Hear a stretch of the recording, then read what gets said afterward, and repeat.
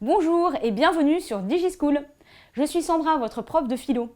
Aujourd'hui, je vous propose d'explorer les auteurs à connaître autour de la conscience.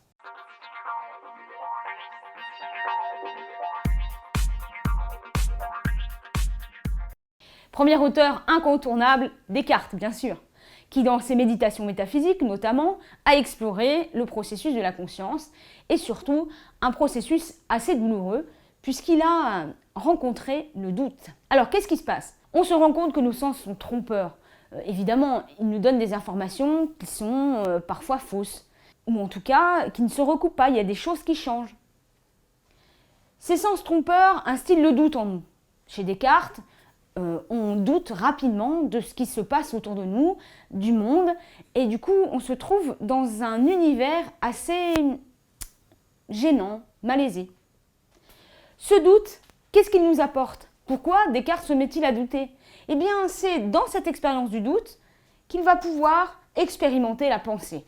Il va se rendre compte que le fait de douter, c'est une caractéristique de la pensée et du coup de la conscience réflexive. C'est comme ça qu'il va découvrir que ce qui constitue l'humanité en propre, c'est la conscience.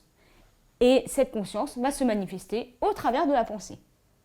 Cette pensée va devenir la preuve que nous existons. Ouf, il a sauvé notre réalité, notre être au monde, grâce précisément à la conscience et à la pensée. Et c'est de cette façon qu'il nous dit, mais qu'est-ce donc que je suis? Une chose qui pense. Qu'est-ce qu'une chose qui pense? C'est une chose qui doute, qui entend, qui conçoit, qui affirme, qui nie, qui ne veut pas, qui imagine aussi et qui sent. 3 petits points. Ça veut dire qu'il y a encore plein d'autres choses à ajouter. La conscience, c'est la pensée. Pascal a une vision plus contrastée de la conscience. La conscience, c'est à la fois, certes, à la fois la grandeur de l'humain. La grandeur de l'homme est grande en ce qu'il se connaît misérable. Qu'est-ce que ça veut dire? Bien, c'est tout à fait grand d'avoir conscience qu'on est fini, qu'on aura une prochaine mortalité, que nous sommes limités dans le temps. C'est ce qui nous distingue de l'ensemble des autres êtres. Nous sommes capables de concevoir notre fin. Et ça, c'est une grandeur. Mais vous comprenez bien que concevoir cette fin, c'est aussi une misère, puisque avoir conscience de notre finitude, c'est ce qui nous rend malheureux, c'est ce qui nous rend inquiets, c'est ce qui crée l'angoisse en nous. Et c'est la raison pour laquelle, très rapidement, les humains qui ont conscience de leur finitude tombent dans le divertissement. Personne n'y déroge. Tout le monde est dans le divertissement. Quelle est la fonction de ce divertissement?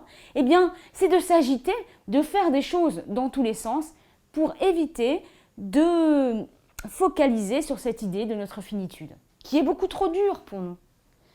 Et c'est pour cette raison que Pascal utilise la formule réseau pensant. Un réseau pensant, c'est quoi?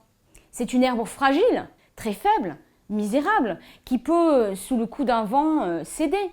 Mais c'est aussi une herbe dont la caractéristique principale est d'avoir la pensée et qu'il la met au-dessus de tous les autres êtres. Sans le divertissement, nous dit Pascal, il n'y a pas de joie.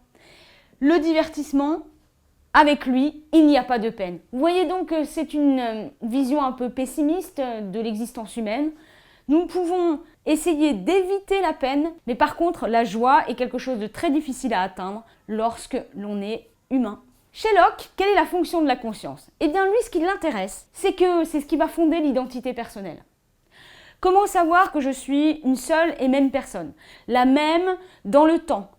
La même qui était complètement saoule hier soir et qui ce matin se réveille dans son lit en se demandant ce qu'elle a fait. Eh bien, justement, c'est cette conscience. Alors, on pourrait dire, oui, mais est-ce que j'avais conscience de ce que je faisais hier? Eh bien, quelque part, Locke nous dit, oui, je suis conscient que c'était bien moi hier. Même si je n'ai pas tous les souvenirs de ce qui m'est arrivé, je suis quand même conscient aujourd'hui que j'étais moi.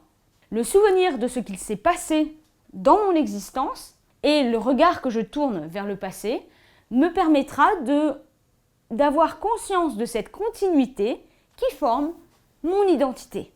Alors vous avez compris, l'intérêt pour Locke, c'est de fonder la personne, de dire que je suis une personne. Qui dit personne dit quelqu'un à qui on peut imputer les actions, c'est-à-dire dont on peut juger la qualité des actions. Alors, pour Marx, la conscience a une fonction critique. Grâce à la conscience, les humains vont pouvoir engager une dimension critique. Alors, je vous rappelle que la société, selon Marx, elle est divisée entre deux classes qui sont dans un rapport de lutte et qu'il y a une classe qui va être dominée par rapport à l'autre. Comment cette classe dominée va pouvoir opérer sa libération, puisque c'est l'idée de Marx? Eh bien, c'est en ayant conscience qu'elle est la classe dominée. Au départ, l'en soi, c'est l'idée qu'elle existe objectivement. On peut la remarquer d'un regard extérieur. On peut la remarquer d'un regard extérieur. Par contre, il faut que cette classe ait conscience de la domination qui s'exerce sur elle pour pouvoir se libérer. Donc on passe de l'en soi au pour soi. Là, le rapport de domination pourra être inversé grâce à la contestation que la conscience critique permettra de réaliser. J'espère que cette vidéo sur la conscience vous aura été utile. N'hésitez pas à télécharger les fiches qui compléteront le propos et à bientôt sur DigiSchool.